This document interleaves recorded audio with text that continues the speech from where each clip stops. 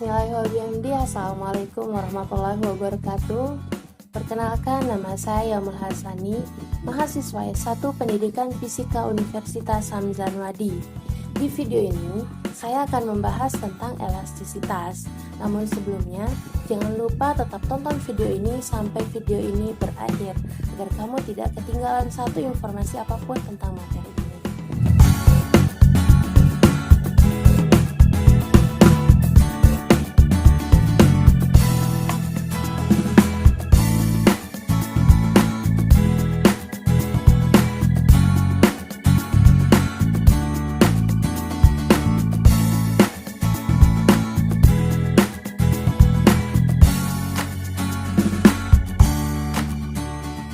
Elastisitas adalah kemampuan suatu benda untuk kembali ke kondisi awalnya saat gaya yang diberikan pada benda dihilangkan.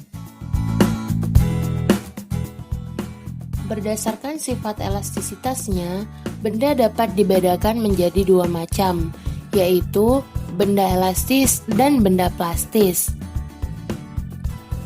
Benda elastis adalah benda-benda yang memiliki elastisitas atau bersifat elastis, seperti karet gelang, pegas, dan plat logam.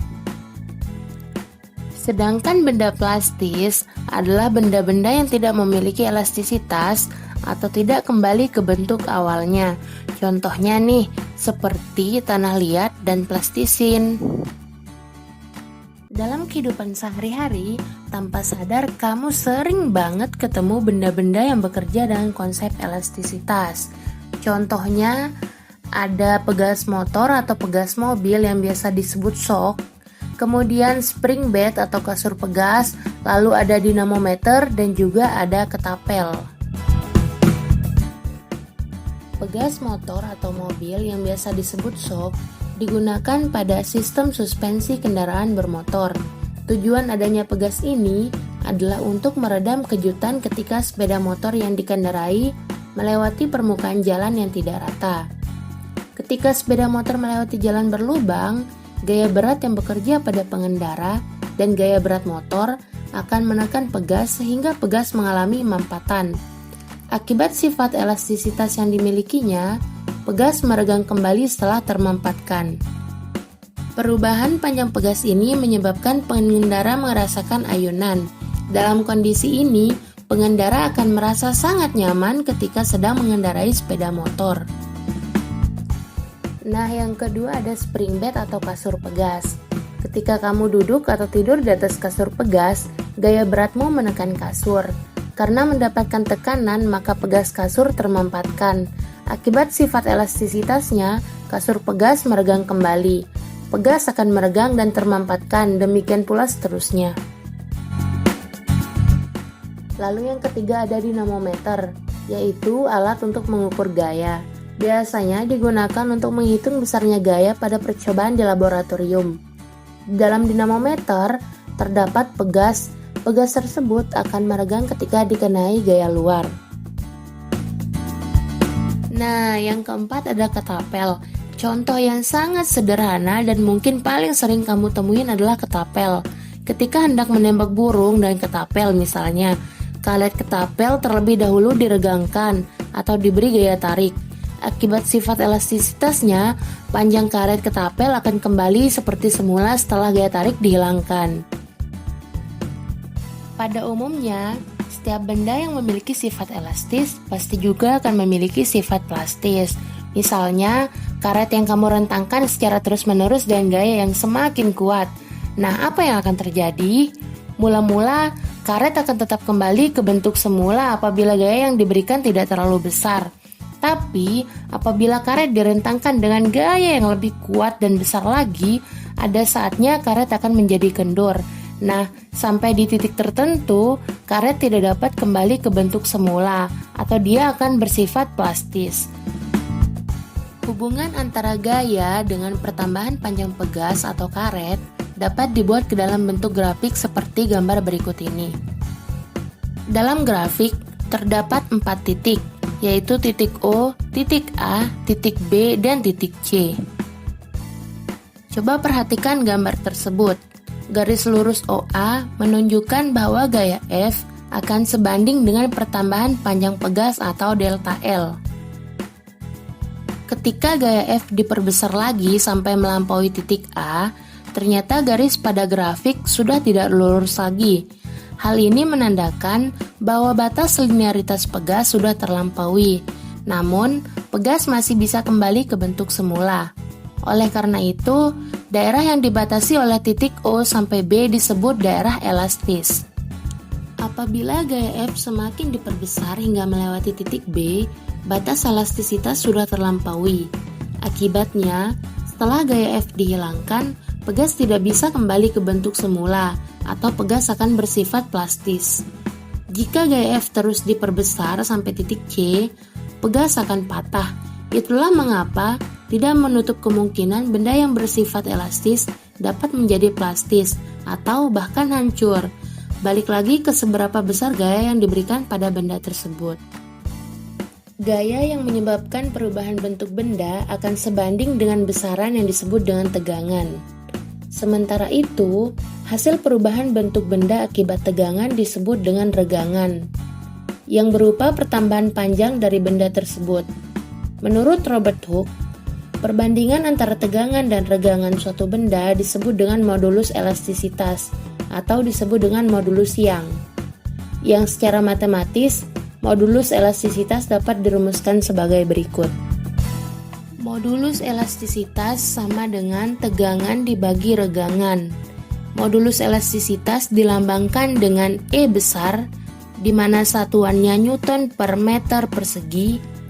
Tegangan dilambangkan dengan sigma dengan satuan Newton per meter persegi, dan regangan dilambangkan dengan E kecil.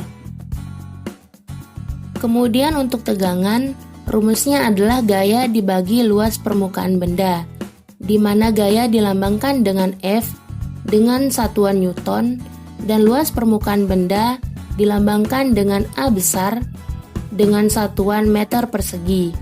Sedangkan regangan, rumusnya adalah pertambahan panjang benda dibagi panjang awal benda, atau pertambahan panjang benda dilambangkan dengan delta L dengan satuan meter, dan panjang awal benda dilambangkan dengan L0 dengan satuan meter.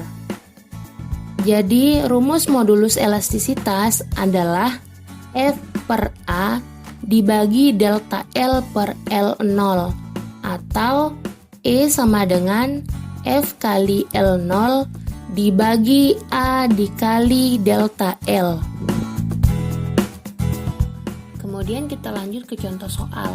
Di sini ada pertanyaan, sepotong kawat homogen panjangnya 1,5 meter dan luas penampangnya 4 mm persegi.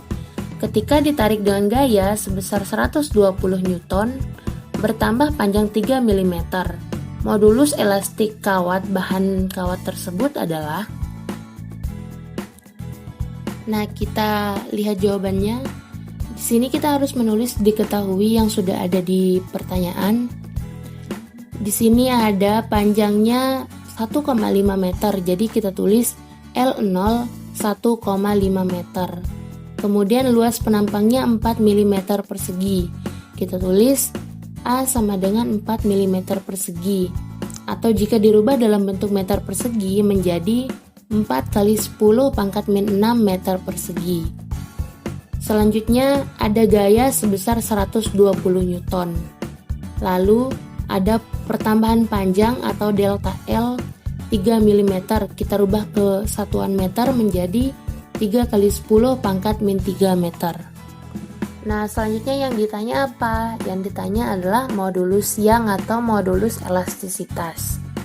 Kita ke pembahasannya. Mula-mula yang harus kita cari adalah tegangan. Di sini tegangan rumusnya F per A. Kita masukkan saja nilai F yang sudah diketahui 120 Newton dan nilai A 4 kali 10 pangkat min 6 meter persegi. Langsung saja 120 dibagi 4 yaitu 30. Jadi hasilnya 30 kali 10 pangkat 6 Newton per meter persegi. Kemudian untuk mencari regangan, Regangan rumusnya delta L per L0. Delta L nilainya 3 kali 10 pangkat min 3 meter, dan L0 nilainya 1,5 meter. Jadi, delta L per L0 hasilnya 2 kali 10 pangkat min 3 meter. Lalu untuk pertanyaan utamanya, modulus yang ini rumusnya tegangan dibagi regangan. Kita masukkan nilai tegangan 30 kali 10 pangkat 6 dan regangan 2 kali 10 pangkat min 3. Jadi 30 dibagi 2 hasilnya 15. Nah, jadi hasil untuk modulus yang 15 kali 10 pangkat 9 Newton per meter persegi, atau 1,5 kali 10 pangkat 10 Newton per meter persegi. Jadi hasil akhirnya modulus elastisitasnya adalah 1,5 kali 10 pangkat 10 Newton per meter persegi. Materi tentang elastisitas, semoga bermanfaat dan dapat membantu kamu dalam proses pembelajaran. Terima kasih atas segala perhatiannya. Sampai jumpa di video berikutnya. Wassalamualaikum warahmatullahi wabarakatuh.